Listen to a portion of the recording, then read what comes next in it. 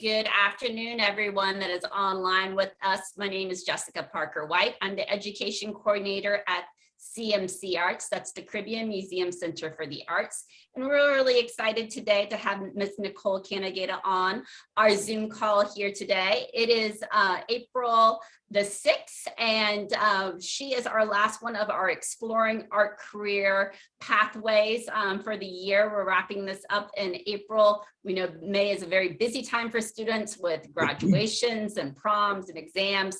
So Ms. Nicole is going to be our last one for the 2022 school year here, wrapping things up with Exploring Art Career Pathways. And she's going to tell us a lot today about the exciting world of becoming a photographer. And this is all part, again, of St. Croix Foundation, which we really appreciate their support here on this program that we launched this year with the St. Croix Foundation. All the names of everyone who's here with us on the live Zoom, you'll be putting the names in a hat, and one of you will be the lucky winner of a $75 gift certificate for Office Max or Frame Up. And we also will be talking a little bit later here about the art challenge that Nicole is going to be giving us.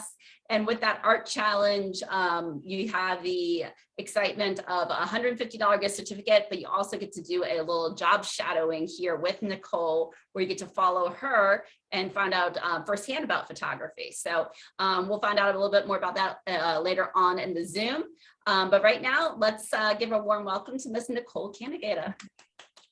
Thank you. Nicole, thank you again for joining us. Awesome, extraordinary photographer. I mean, your work is amazing.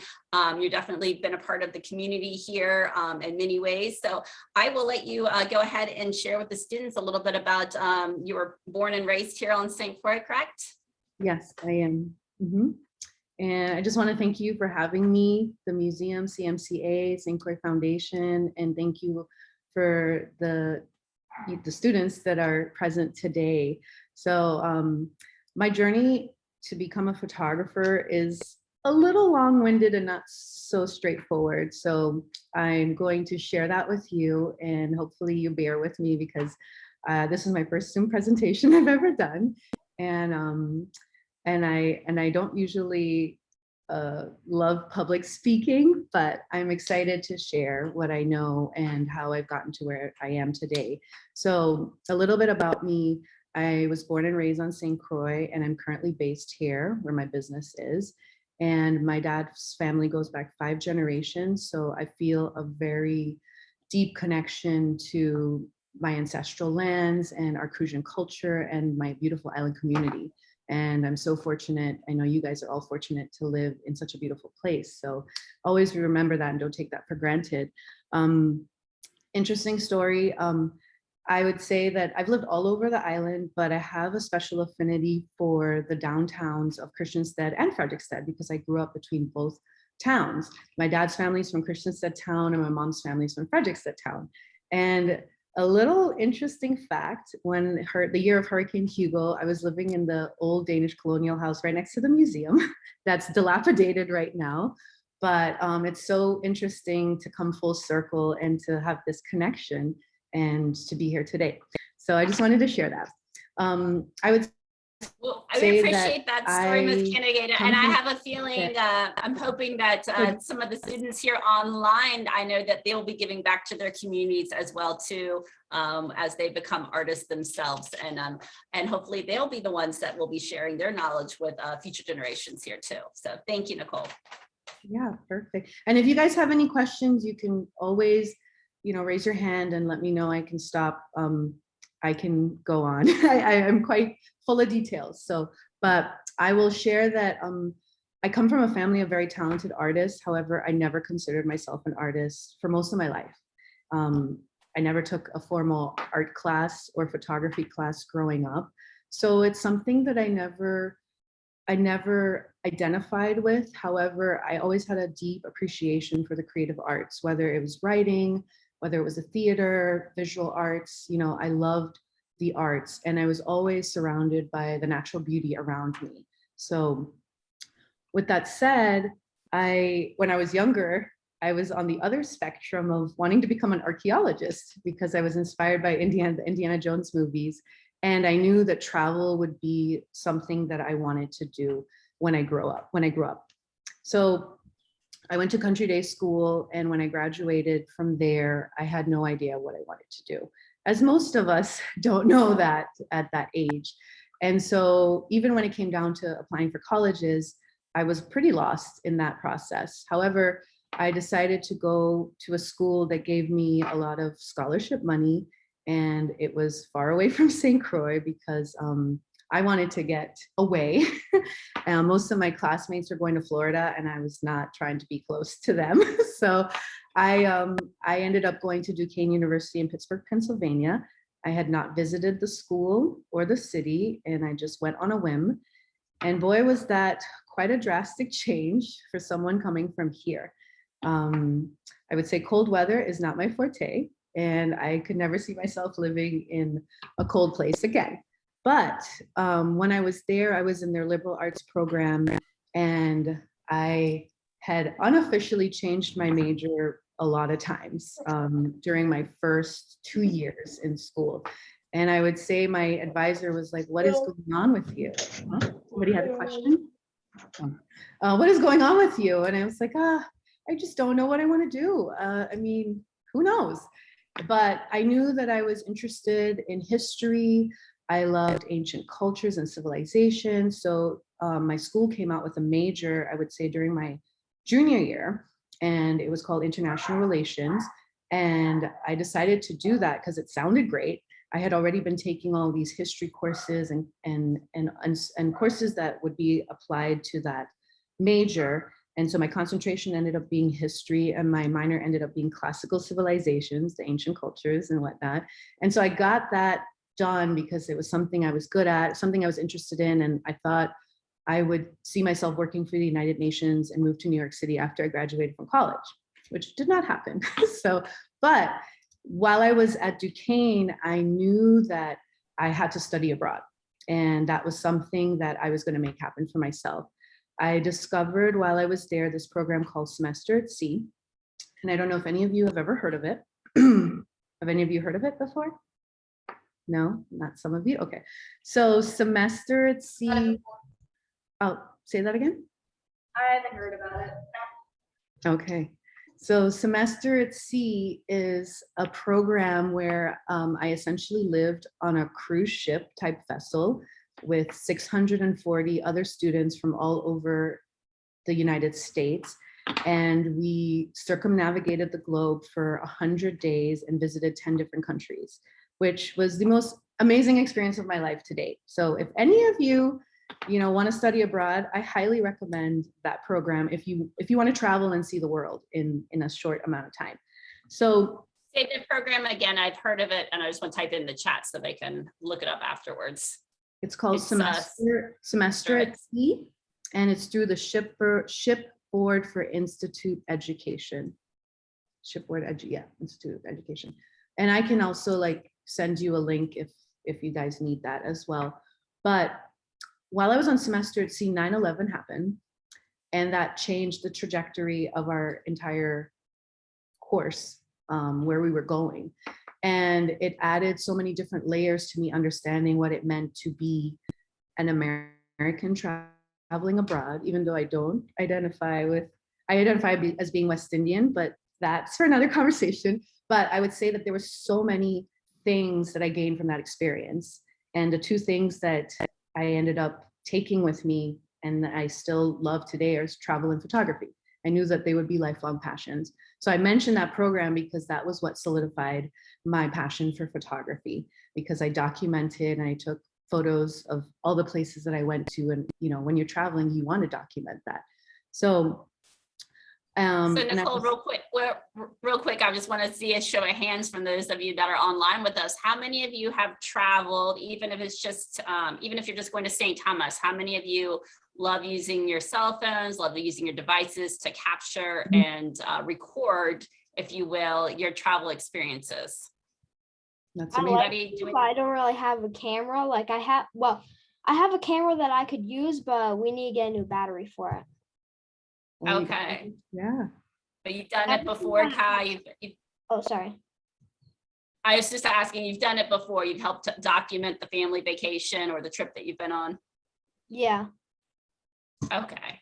That's awesome. And I mean, almost everybody today, they have their cell phones and they document everything, so it's not out of the ordinary. But I would say this was quite a while ago, and I was also using a film camera. So it was a different time. And also, film was very expensive to develop. So you were very conscientious of the types of photos, or I was conscientious of the type of photo I was taking because I only had a certain amount of film to work with at that point. So I'm going to rewind a little bit because, as I said, my path was not completely straightforward on this journey, but I will say that I completely attribute being on this path because of my dad. And so the first time I ever used a camera was at 10 years old when my dad handed me his Polaroid, and he asked me to take a picture of him in his military uniform because my mom could not take a straight photo to save her life. She's going to probably kill me for saying that, but those were his exact words. And after I took the Polaroids, he, looked at them immediately. He's like, wow, this is pretty good. You did good. And I was just like, that moment I will never forget because it was just so impactful, and it like awoke in the budding photographer inside of me. But I wouldn't realize that for years to come. And also in the same right, my father was an amateur photographer. So I was inspired by him at a very young age because he took photos of everything. He documented, me growing up and just our island home. And we had all these albums, thick albums, and I would peruse them, I would say, every day and just be like in love with imagery. And so at a young age, I really realized the importance of documenting moments that would last a lifetime. I'm looking, I have some talking points. I'm making sure I don't miss anything. And I don't mention this too often, but in college, when I was at Duquesne, I also did a little modeling to make some extra cash. And because of that, I understand what it means to be in front of the camera. It also helps me direct and guide my subjects to feel comfortable. And so that's been very important along my journey as well. And now I'm going to fast forward a little bit. So when I finally graduated from Duquesne, I did not end up moving to New York and working for the United Nations. I ended up moving back home, and I ended up working a number of like office jobs and customer service retail jobs. And I did that for about, I would say 10 years. Some of these jobs were more cushy than others. I was very fortunate that the last job I had before pursuing photography, I was able to negotiate with my boss at the time to take unpaid, extensive time off to travel. And so he agreed to that. And for a couple years, I would say I would plan trips with my friends, and I would go off internationally, and I had, my camera with me. And so I'd started accumulating all these travel photos at that point. And I loved it because that semester at sea had inspired this wanderlust, and, I wanted to document my journey. And I would come back and I would share these epic travel novels with my family and friends and the photos. And they're like, wow, you've got a great eye. And I'm like, oh, thanks. And then never thought anything of it, except I just loved doing this. And so little did I know my life was going to change forever. In January 2007, my dad was killed in Iraq while he was serving he was serving with the Army National Guard, and active duty had only been in the Middle East for a month. And so I hope that none of you have experienced the loss of a parent or anyone significant in your life so far. But if you have, you understand the impermanence of life and that it's short and that nothing's guaranteed.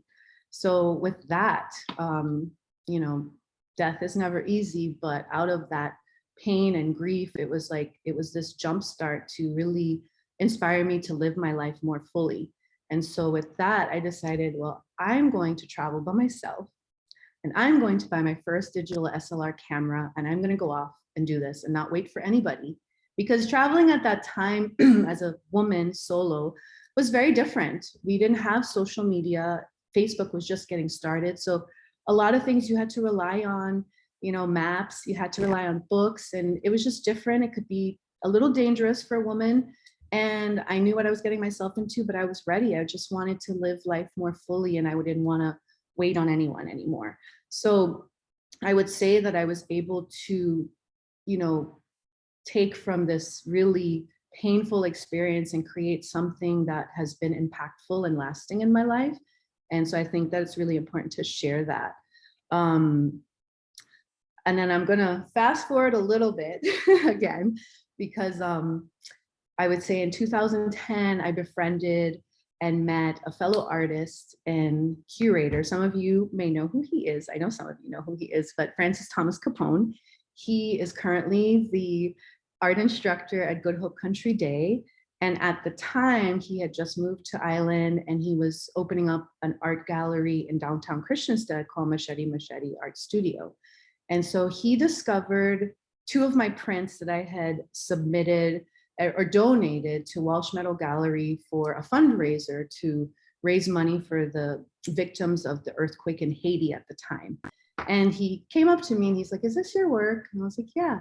He's like, "Wow." He's like, "I'd love to see more." I was like, "Okay, well, I have thousands of travel photos." And he's like, "Well, I want to see them." I'm like, "Okay." And he's like, come by my studio." So I did. And I warned him, I was like, "I got all these photos. I don't really know where to start." He's like, "It doesn't matter. I want to see some of them and I want to work with you. And I want you to be the opening exhibit for my gallery. And it's a solo exhibit." And I was like, "Oh my gosh, wow." It felt very surreal. I was in awe and shock. And I was like, "But I'm not a photographer." And that's just something that I struggled with for many, many years. Like, "I'm not a photographer. I just take photos." And he's like, "No, you're a photographer." And over the course of 3 months, he patiently helped me to narrow down thousands of photos to 18 images. And we created the traveling lens together. And little did he know, the opening night of my exhibit was actually on the anniversary of my dad's passing. And so it felt so kismet that was, you know, that was what it was. And I felt like my dad's presence has always been with me, guiding me on this path. And it's because of him that I'm here today. And I will continue to stress that as well. So with the opening of the traveling lens, sorry, I'm not gonna get emotional, but I was gonna say, you're gonna make some of us tear up here, Nicole, with that beautiful story and tribute there with your father too. Thank you so much for sharing all these details, but I think it's important too for the students to understand, again, like you said, it's, you know, a lot of times in art and in life, it's not always just, you know, you graduate from high school and the next thing happens and the next thing. There's a lot of wandering, if you will, until you find exactly what's the best fit for you. So Definitely. Thank you for that. Yeah, definitely. I will say that the traveling lens, that exhibit was the catalyst that really inspired me to quit my 9-to-5 job and decide at the age of 30 to go back to school for photography and move all the way to California because I knew that I wanted to go somewhere warm this time. And I would say that it was quite a scary moment for me to decide to leave everything I knew behind and make this huge life decision. But in the same right, I had just found out that I was eligible for these educational benefits from the VA because of my dad's service and sacrifice. And again, this is where he comes through and he's been, you know, this is like, he's just helped guided me on this path. But I was eligible for these benefits, but I had to utilize them before I turned 33. So immediately I started researching schools and I jumped on the opportunity. I applied to 2 photography schools, the San Francisco Art Institute of Photography, or San Francisco Art Institute and the Brooks Institute of Photography in Santa Barbara. I decided to go to the Brooks Institute of Photography in Santa Barbara because they had a program that was 3 years instead of 4 years.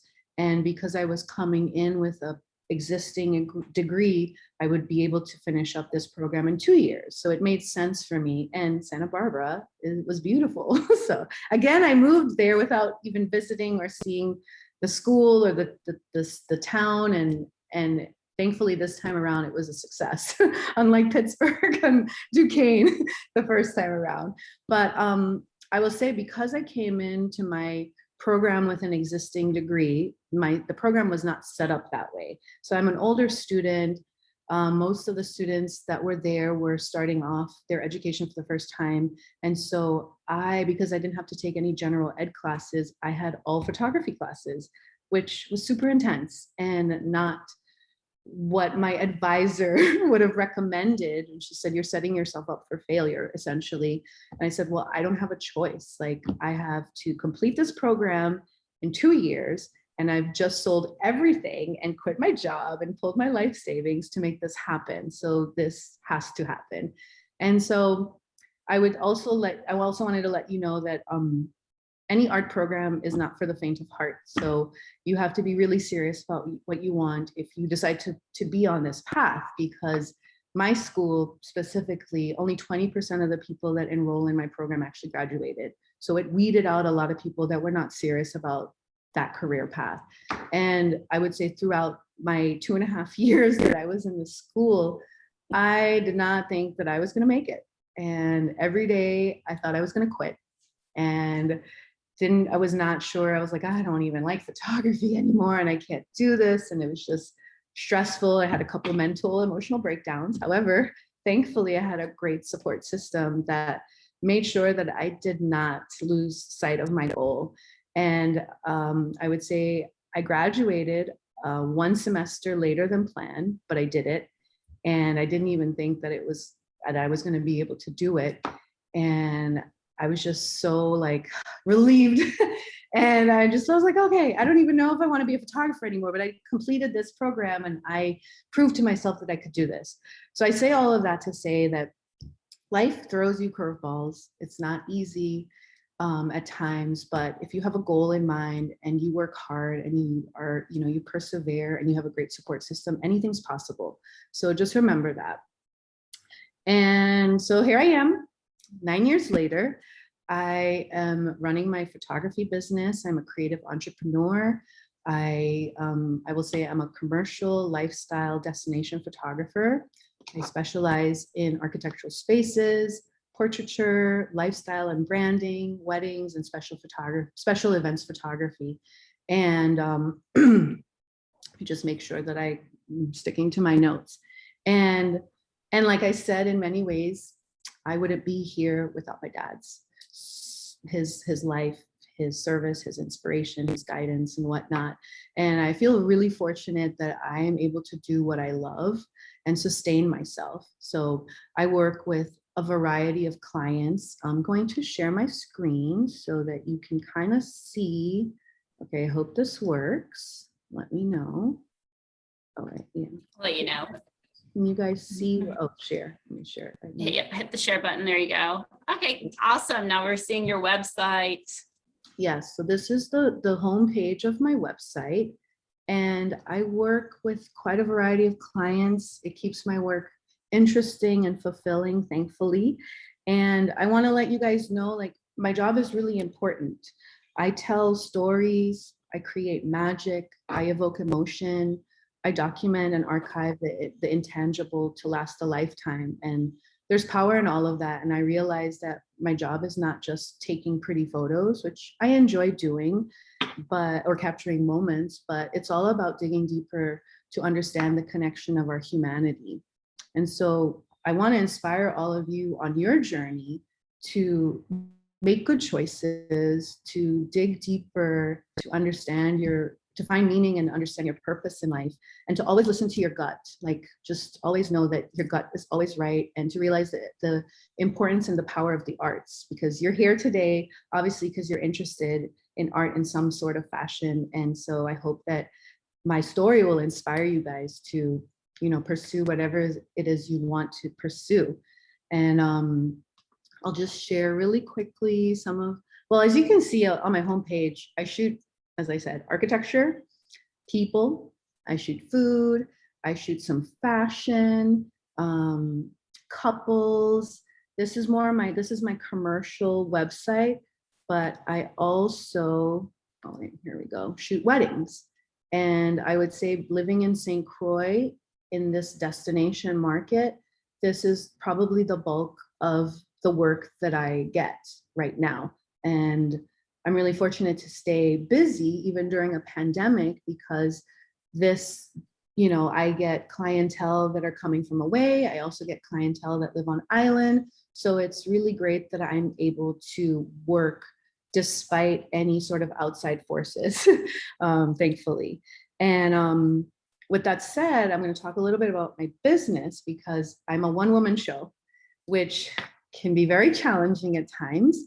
I manage the day in and out of my I've managed like the ins and out of my business.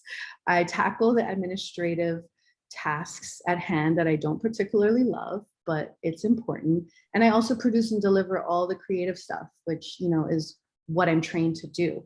So I will say balancing all of these things, I find it challenging at times, and essentially, you know, having a good team in place is helpful, and that's what I hope to really create at some point. But in the last 9 years, I've been doing this all on my own, and I will say that my photography program, we studied business. We took a business class, I took an accounting class, and I took a business law class. And all of this stuff kind of went over my head because I'm like, I'm not interested in any of this. I'm a photographer. I'm here to be a photographer. However, when you're running a business and if you want to make money from your craft, all of these things are essential to you being successful. So, and you know, even if you don't take a class, you learn so much along the way. I've learned so much, and I've been so grateful. I'm so grateful to have mentors. I think that's really important. Whatever you decide, whatever career path you decide to go on, having mentors is key and super helpful to help guide you along the way. I could not have done this without the mentors in my life.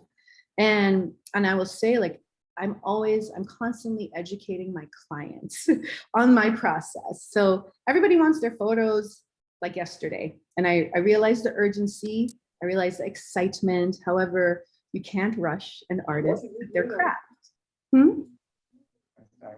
Oh, and so I would say the actual, so my process, the actual shooting, sorry, lost my train of thought. I had somebody, it's a distraction, but I would say 40% of what I do is the actual shooting and 60% is the post-production process, which includes editing, culling, which means narrowing down to your best images, retouching, applying a filter, a preset to create a specific style you want for your photos. And I know that the presets and the filters are pretty trendy, and a lot of people, you know, do that even on your iPhone photos. So it helps you to create a style and helps your work to stand out amongst, you know, your peers or your competition. And I will also say during my photo shoots, I'm constantly multitasking. Like, some people think it's one click and you're done. No. Photography, depending on the nature of your shoot, I'm managing and directing multiple personalities, which can be challenging at times. I'm making sure my photos are in focus, they're exposed properly. I'm usually chasing the light because I choose to either photograph really early in the morning or really late in the afternoon, which is the best natural light to work with. You don't want to photograph during the high noon of day because it depends on what you're photographing. I will clarify that, but the best times are right an hour before the sun, an hour after the sun has come up, and an hour before the sun goes down, which is known as the golden hour. And so that's the best, softest, most flattering light for portraiture, I would say. And so I specifically plan most of my shoots around those times of day. So I'm multitasking throughout the entire shoot, and also navigating elements beyond my control, especially when you work in nature. So all of this I feel is important to share because, and also, you know, when you are managing people, you have to be a people person. If you want to shoot people, then that's very important as well.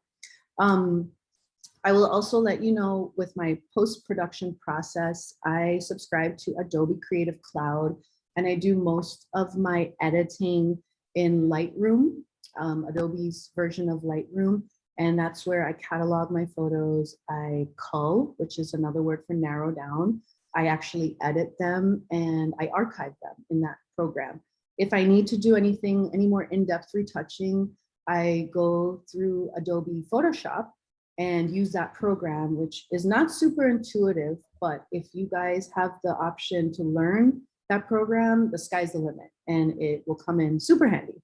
So, and then I deliver all of my client galleries I host them online. So all of that information is on my website. Like all of my client galleries are, some of them are private, but they're all there, and it makes it very easy for me to deliver my work, which is the most important part of your business. Is you want to create a platform that's very seamless for your clients. You know, everything is digital right now, unless, you know, otherwise requested. But unfortunately, I don't work with film as much as I would like to, but that's just the way of the world right now. But I do have a special appreciation for film photography, and that's something that I love to dabble with for my personal projects. I also cannot stress the importance of backing up your work, because I experienced the hard way. I created a very special series of photographs. I'm going to pull them up, and it's called Daughters of II.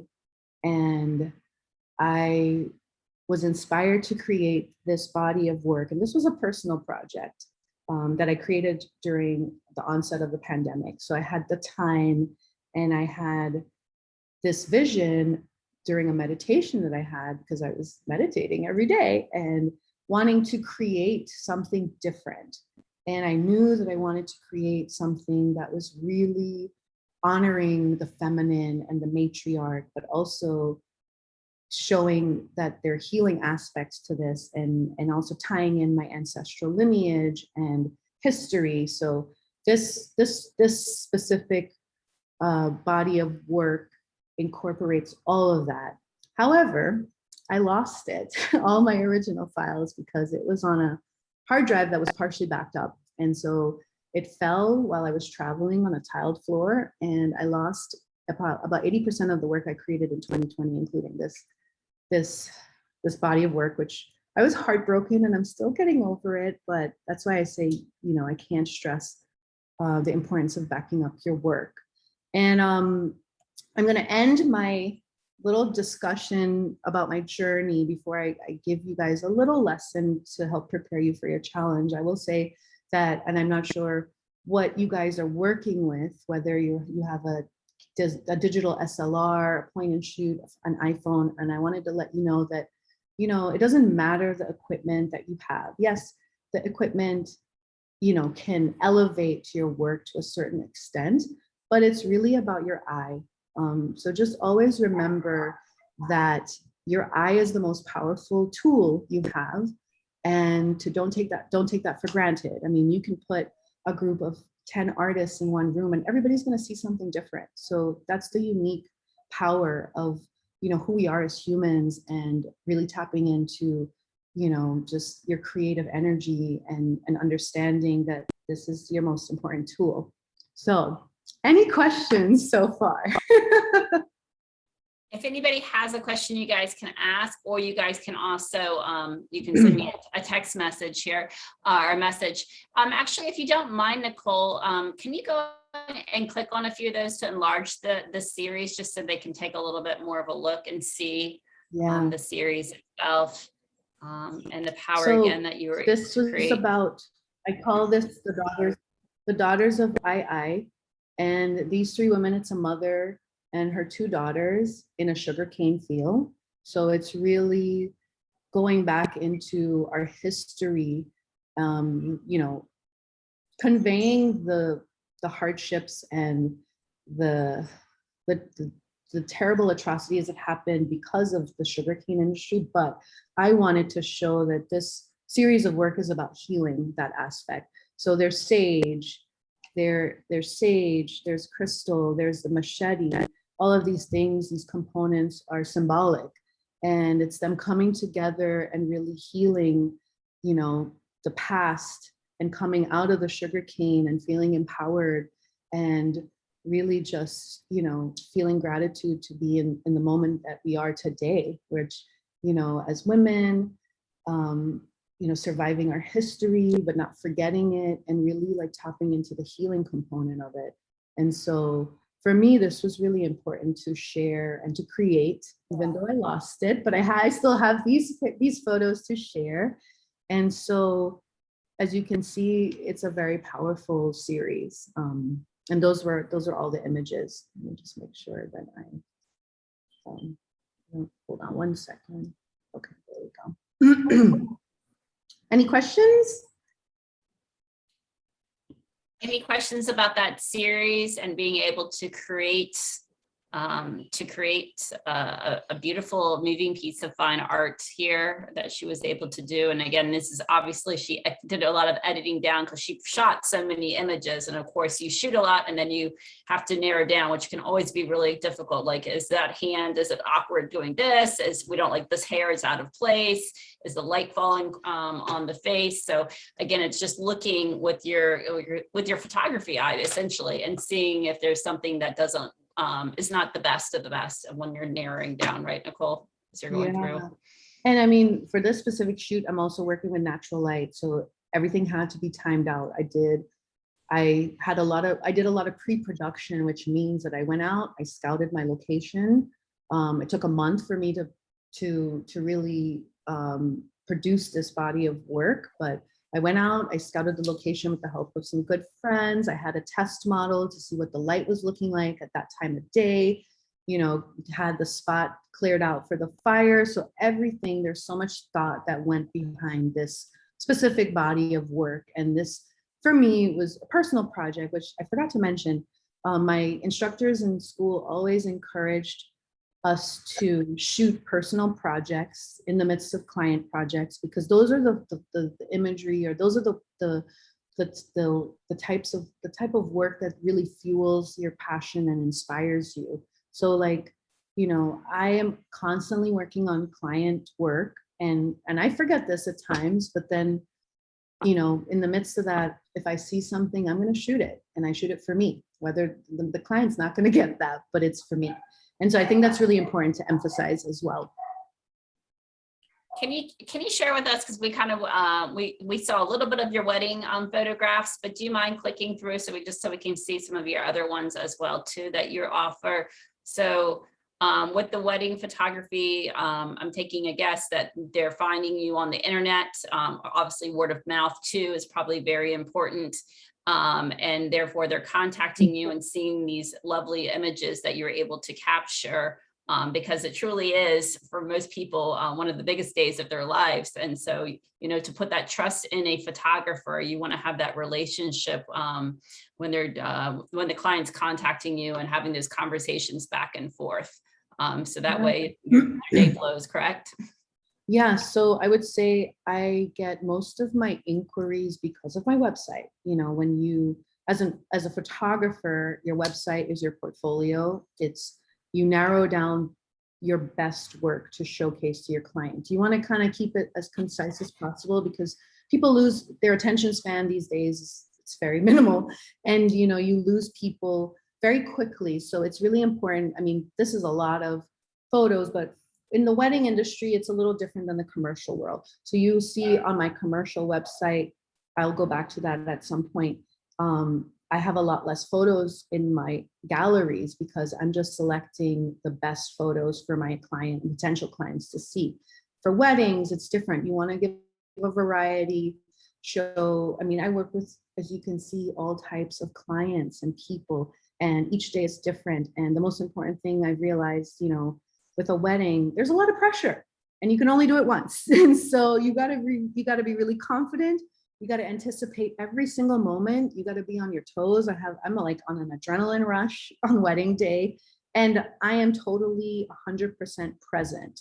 I can't be distracted, because then I will miss a really important moment that I can never get back. And I'm being paid to be present and to capture every moment, and to also make it look beautiful and it seemed effortless in the process. I mean, I've been told many a times, like, Nicole, you are like a photo gazelle or a photo ninja. Like, I saw you here and then you were over here, and it's like, and wow. And then we get the photos, and it's like, and it's the biggest compliment that I could get, because it takes a lot of energy to do what I do. And it's not for the faint of heart, I would say, but when you love what you do, it just comes so natural. And I mean, it's taken many years to really perfect my craft. I mean, school can only take you so far, and I've learned the foundations and the skills, but having my own business and then shooting day in, day out, you know, working at this craft for 9 years, you're only going to get better.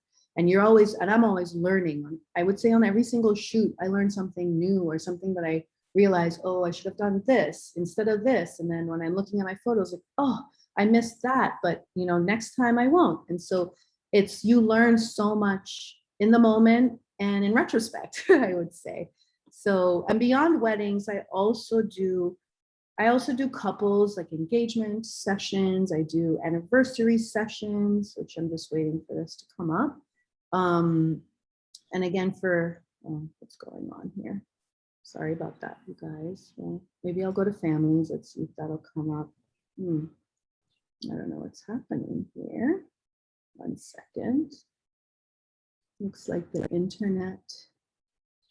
Okay, so I'll just start with family since it came up, and maternity shoots. It's like, you know, I'm working with kids that their attention span is very limited. Their energy is off the wall. And I'm trying to capture genuine, candid moments that evoke emotion and tell a story and are beautiful for this family to, you know, cherish for all time. And, you know, over the years, I have photographed families, and some of their family members have not, you know, they have either passed on, and I've had them come or, you know, reach out to me and say, you know, I'm so grateful that you captured these moments for me that I can always cherish and have. And so that's why I say, like, my job is so important. It's not just about taking beautiful photos, but it's like creating something that lasts a lifetime. And I mean, it's magic, you know, you're creating a moment in time to last forever. I mean, what it's just like, I'm just so in awe that I'm able to do this for a living still, even after 9 years. And sometimes I'm like, oh, I'm over it. But you know, it's been a beautiful journey, and it's always a learning experience, I will say. I'll just go and show you guys my couples portraits, just so you can see. Actually, I had the opportunity to photograph this couple. This is what is it? He's an award-winning Grammy award-winning musician, country singer, Brett Young.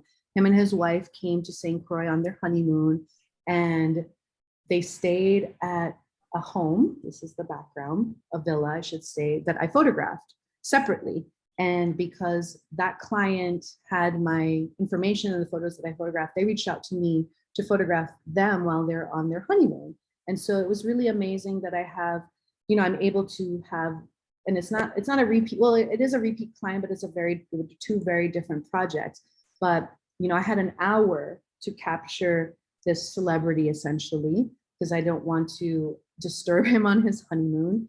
And interesting story, the week that he was here, it was like it was a monsoon, it was raining nonstop. So I'm stressing out about, I've got 1 hour with Brett Young, I've never met them, and I have to come in and create this photo. And so thankfully, the weather gods were on my side. For the hour that I was shooting, I had clear, I didn't have super clear skies, but it didn't rain. And so I had beautiful lighting to work with. And I will say that another little tip, that overcast lighting is the best lighting that you can shoot with cloud coverage. It's the softest, and we call it diffuse lighting in photography. It's the softest light that you can work with. It's the most flattering light for portraiture. And so whenever I have an overcast day and clouds, I'm like, yes. I mean, I know that that's not, you know, what a bride wants to hear. As long as it doesn't rain, I'm good to go. So that essentially is really like that's one project I'm really proud of, and given like the circumstances, like this is them again at the villa. And then I have, I think, another, here they are again. And again, just meeting strangers. I mean, I'm always photographing strangers and making them be affectionate in front of me. There's a little butterfly. I did not Photoshop that. That was natural, but Oh, wow. yeah, it turned out really beautiful. And so, So Nicole, part of your process here when you're photographing people is setting them up in some of these poses a little bit too, correct? And making sure that the arms are in the correct spot. It's not that naturally two people want to go and start like being all kissing and holding each other tight and you're just clicking away. You're actually putting them in these very natural looking positions, correct? So I'm helping to guide them and direct them. Yes. So I would say I love to capture moments that are more candid and genuine.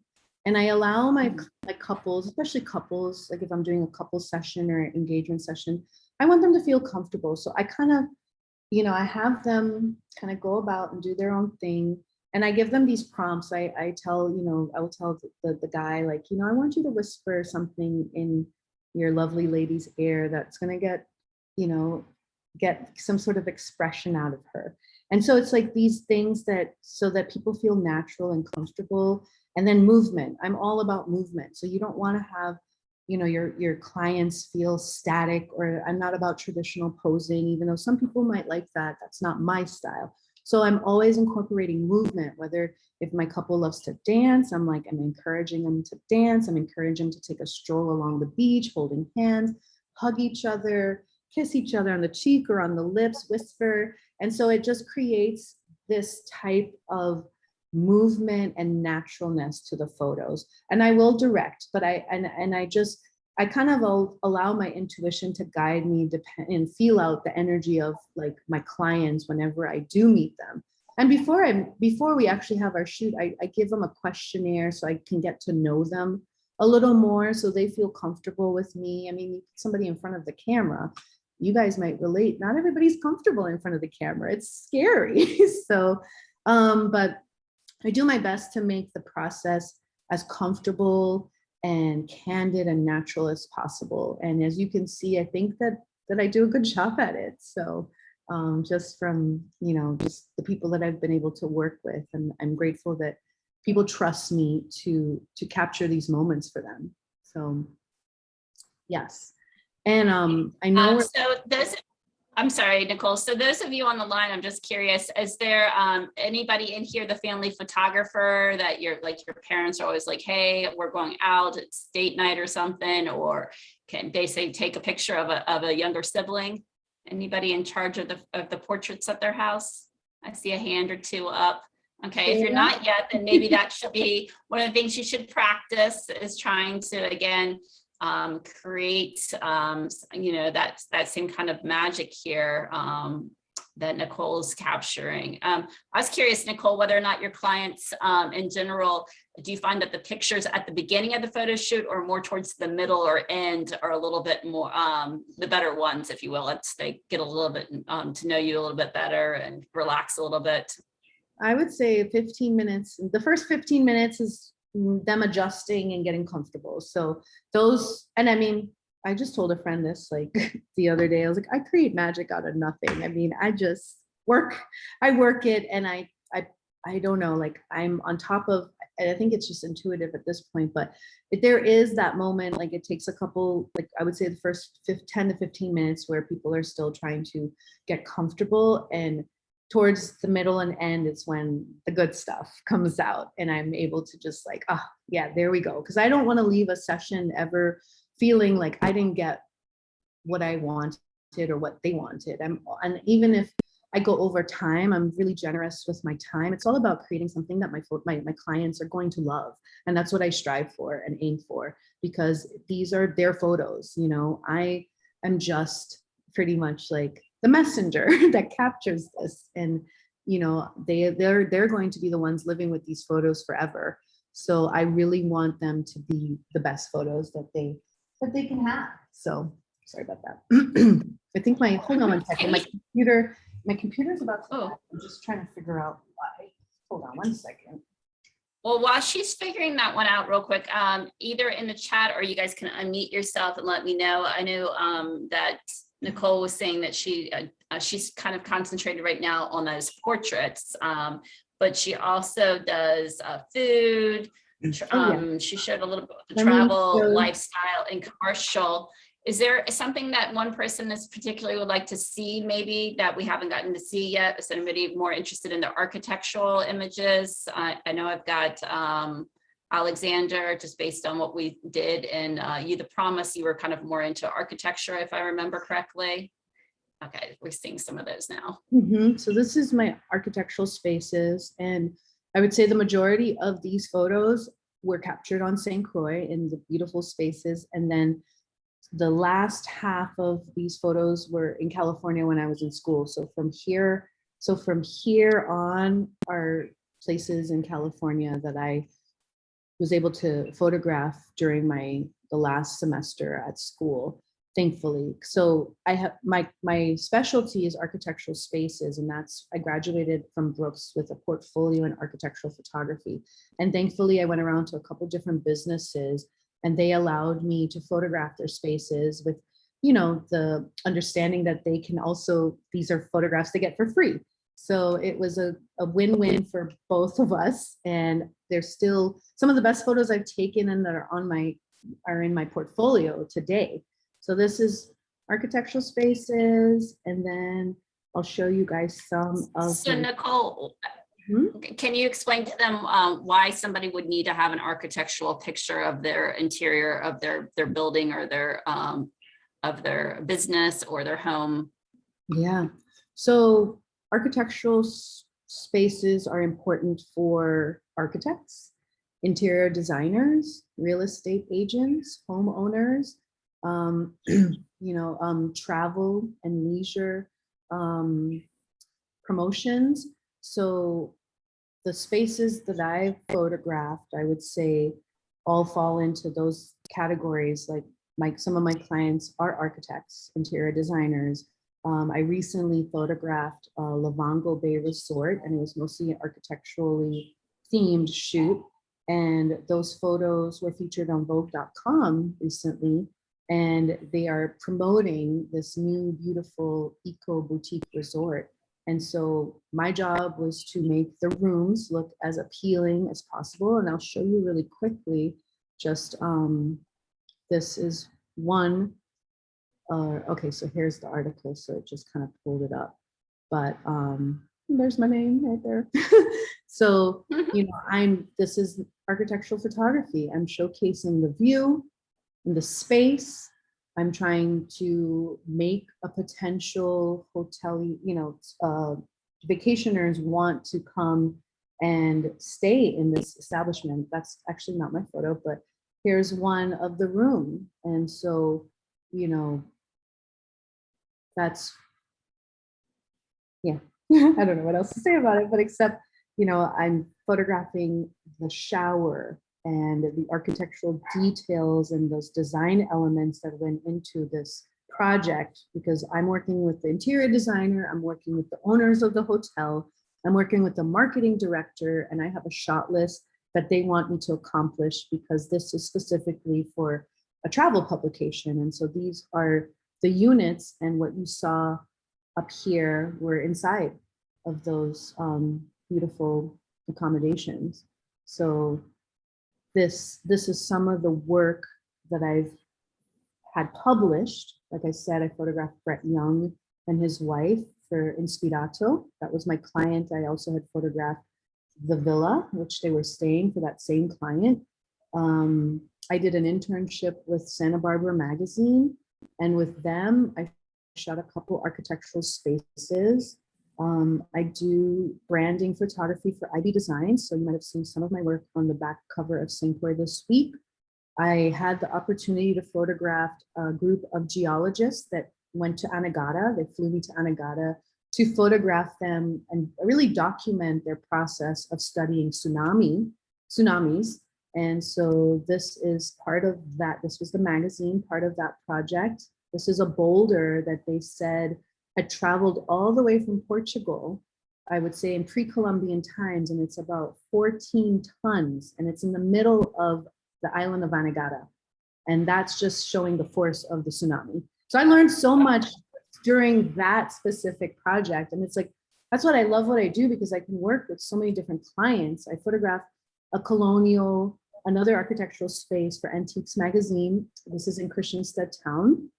So this is called like a vignette. So it doesn't show an entire room, but it shows a little portion of the room. That's why it's called vignette. And then I was also featured Inspirato, the same company that I photographed Brett Young and his wife. They have 2 villas on island, so I photographed both of those villas for this company, and these photos were featured in a magazine in Puerto Rico. And so again, this is all my architectural work that was featured.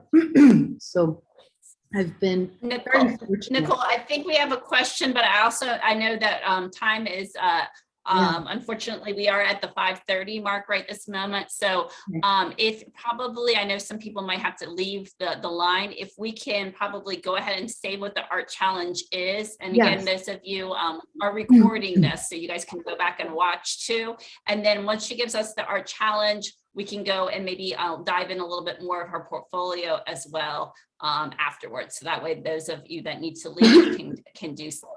Kai, did you have a quick question before we get the art challenge? Yeah, that resort that you did with the one that said Treehouse Resort, was that on island? So that, hold on, let me find.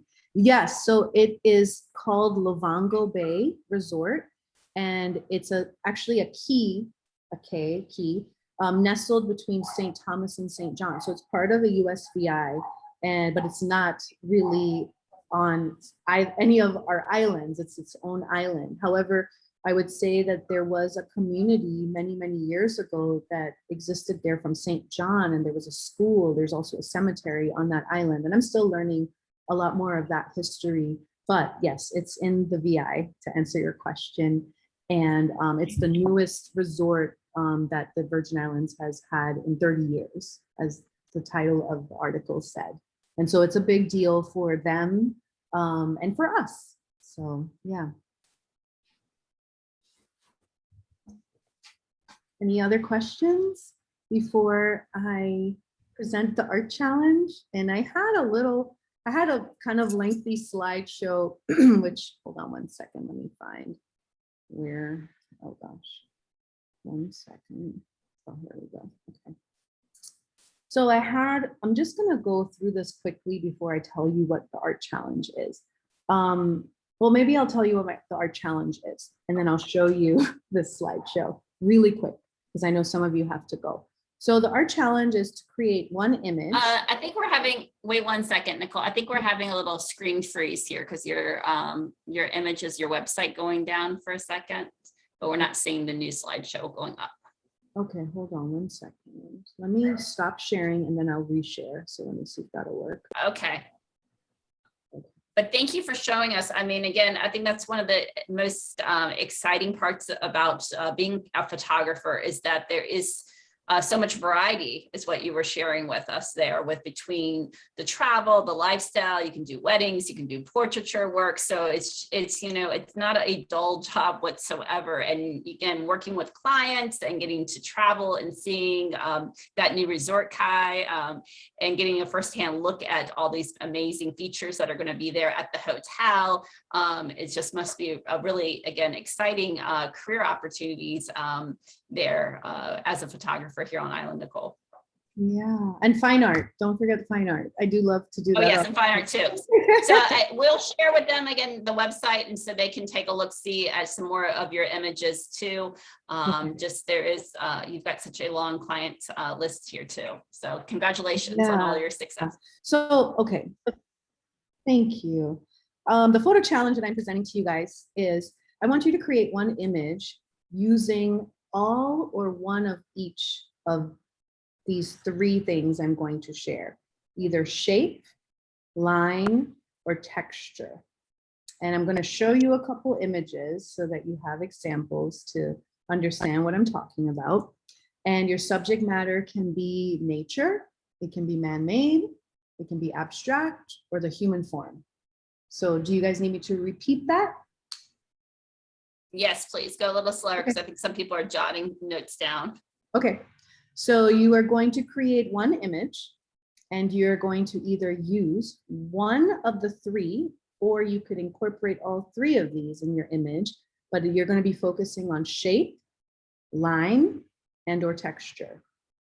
And your subject matter can be either nature, man-made, abstract, or the human form.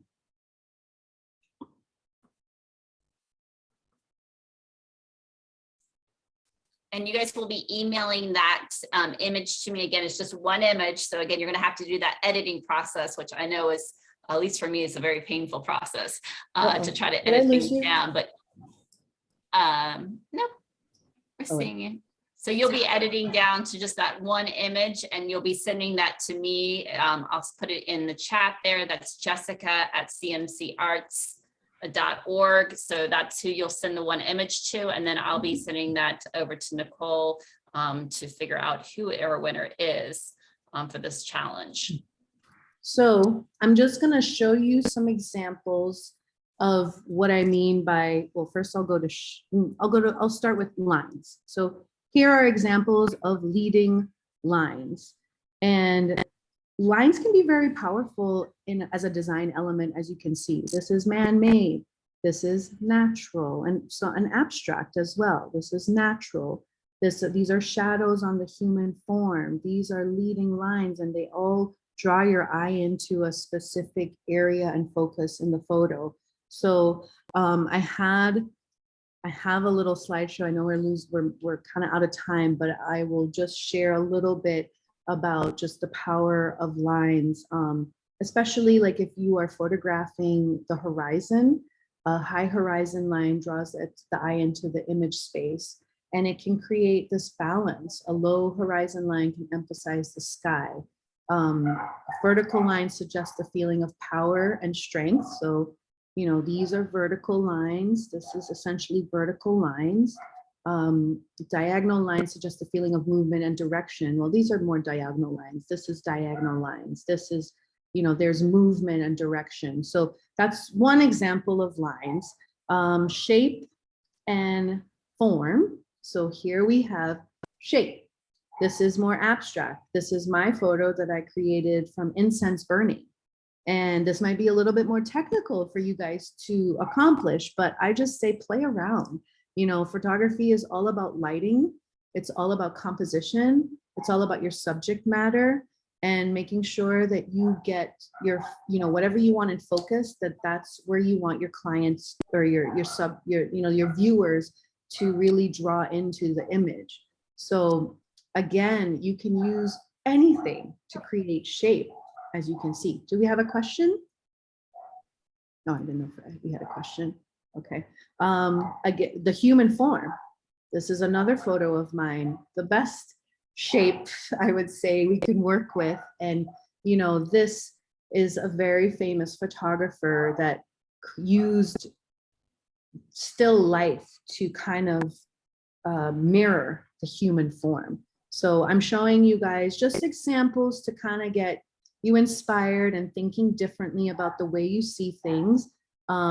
This is texture and pattern. Wait, let me see if I'm missing anything from shape that I want you guys to know. So everything in nature has form. Shape defines the outline for an object or a subject. And so I think it's pretty self-explanatory. And I just want you guys to see how photographers, like these are a lot of really famous photographers that I admire, how they've gone about, you know, capturing these very simple design elements, but creating very powerful images. And so I'll show you some examples of texture. And again, this is my photograph, and this texture in the wall that just draws you in. Ansel Adams, some of you may know, one of the greatest nature photographers, landscape photographers. The texture in this, you know, this mountainscape is just incredible. And then again, the scales of this, you know, whatever animal this is. And I think this was definitely taken in Antarctica, because I love this photographer, Sebastião Salgado. And again, this is patterns. And so, you know, just kind of like this, you know, nature, you can see so many different patterns in nature. And again, man-made, these are leading lines, but again, it's a pattern, and it's leading your eye to this, you know, this entryway. Where is this person going? What lies beyond that, you know, door? And also utilizing shadow and light. I know that I didn't really get to give you guys much of a technical lesson, but and most of these are black and white photos, but all of this can be accomplished with color photos as well. And, you know, I had in here, because I had in an earlier slide, the 7 most important elements of design and photography are line. And in this photograph, I think it incorporates almost all of these elements. Shape, you know, the shapes of the rectangle. Form, we've got the human form. Space, so all of this is considered negative space, positive space. Texture, there's some texture on the wall. Pattern, there's a pattern to the image. It doesn't have color, but as you can see, this photograph has a lot of these design elements and it makes it very strong. Since most of you guys might be working in color, it's really important to just understand that you can either have your photos be warm or cool. And so I'll show you an example. This is a photo that has a warm temperature, and you see it's brighter colors, and warmer colors are reds and yellows and oranges, like the sun. This space is mostly a cooler temperature photograph. You're, you know, exploring blues and somewhat grays and greens. And so, you know, you can really affect the, you know, your viewer by making these decisions, whether you want your photo to have a cooler feel or a warmer feel. And so that evokes emotion. And then space, just understanding how you frame things and allowing this is what we call negative space in the background. And so really paying attention to the way you frame things. And I'm just trying to make sure if I didn't forget anything. Let me see, your subject represents the positive space. So this is where I was saying, this is the positive space and the background is the negative space. And then if you're working with a DSLR, you can really play around with depth of field, but I'm not sure what you guys are working with, so I won't go into this too much, but I just will touch upon the fact that when you see photos, actually on your iPhone in portrait mode, this is actually a good example. Portrait mode is really allowing you to utilize your aperture, which is the amount of light in a camera that controls the amount of light that comes into the shutter. And so there are 2 types of depth of field, which kind of create either a shallow depth of field or a deep depth of field. And so when you see a photo that has most of everything out of focus and your subject is in focus, you're utilizing a shallow depth of field. And essentially that's what the portrait mode in your iPhone does. It isolates your subject so it can be in focus, and then everything else is out of focus. And in other photos, you know, you don't want that. So you want to get everything in focus, and you create a deeper depth of field, and that you can only accomplish with really using a camera where you can really work with it in manual mode, because all of these things have to be adjusted.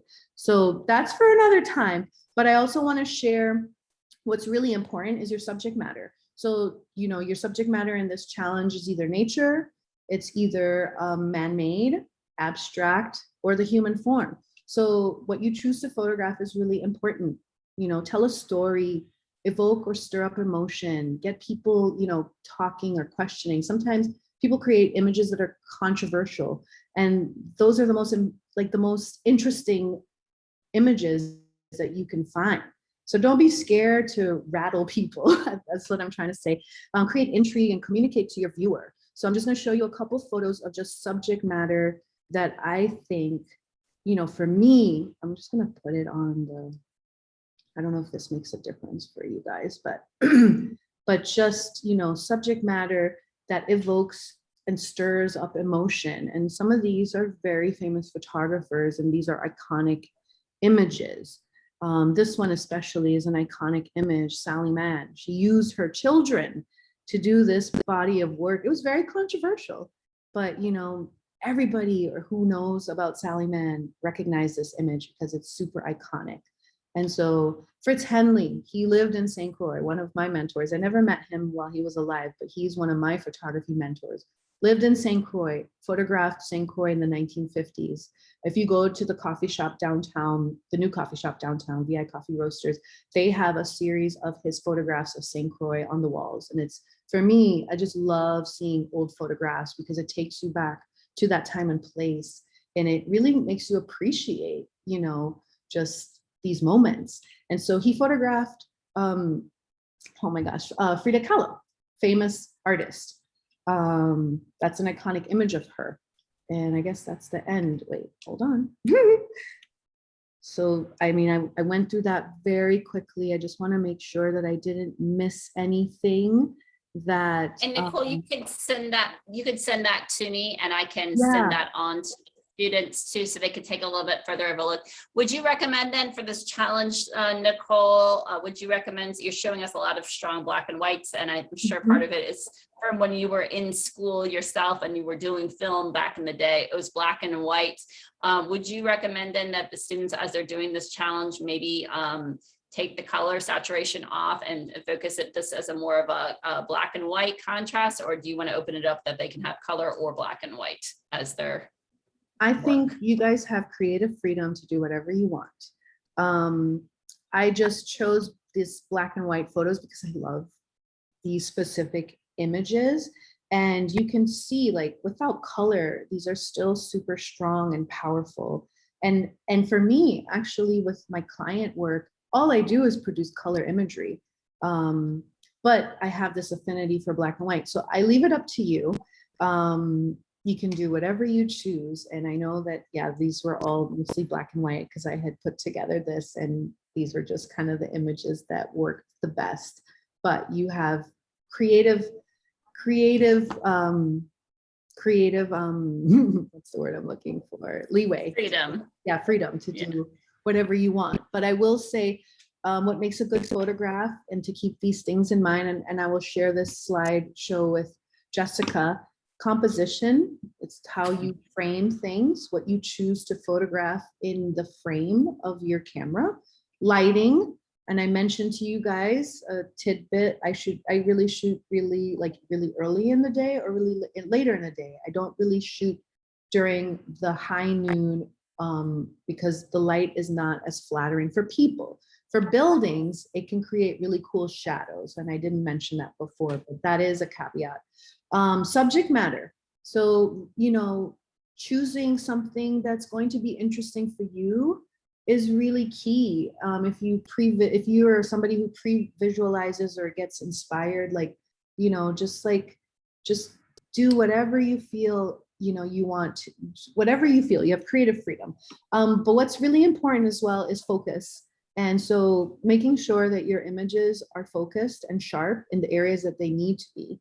Like I said, if you choose to dabble with depth of field, you know, what your subject you're photographing, that needs to be in focus. Also, you can do some really creative things where your subject's out of focus, but, you know, and again, you have creative freedom. But for what I do for clients, I have to make sure my photos are in focus because that is what they're hiring me for. And exposure means that you are creating an image that's not too dark and it's not too bright.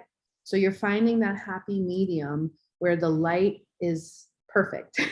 So, and just one more thing I want to mention is I think it's important. I don't know if any of you guys have heard of the rule of thirds. It's also called the golden ratio, and it's found naturally in nature. And what it means is when you're composing your shot, you know, in the frame, it's divided into 9 parts. Basically, you just don't want to photograph your subject smack in the middle of the frame. I mean, sometimes that is essential or warranted, or, you know, that's your creative decision, but your eye is naturally drawn to this golden ratio, which is found in nature. And so if you remember to utilize this, always try to maybe have your subject a little, you know, off to the side and not directly in the middle of the frame. So again, these are 2 examples where this is what this, you know, the subject that's in focus, this tree in the foreground, and it's off to, you know, the side, like the third of the photo, the frame. Again, You see where this horizon line is placed. That's, a creative decision that was made because it draws your eye into this vastness right here. So all of these things are choices that these photographers have specifically made because they understand these concepts of, that are found in nature and that are just, your eye is naturally drawn to this type of design. And even in this photograph, they're utilizing the rule of thirds because here are the penguins, they're the main focus, and they're off to they're not in the middle of the frame, I should say. And I would say, let me see, I'm going into some of these photos. This was mostly about framing and perspective, and I'll share the slide with you, but here you see Fritz Henley is utilizing the rule of thirds. His subject is off, not in the middle of the frame. Again, this, sometimes the middle works and that's what you want. But it's not necessarily what you have to do. So I'm just trying to let you know that these things exist. These elements exist for a reason. This again, they're utilizing the rule of thirds. This slideshow is really showing about framing and perspective. So Marilyn Monroe, this photographer, is shooting from a higher vantage point to kind of create a more subdued, imagery where, she feels, just sort of like a little distant, but and it's very intimate.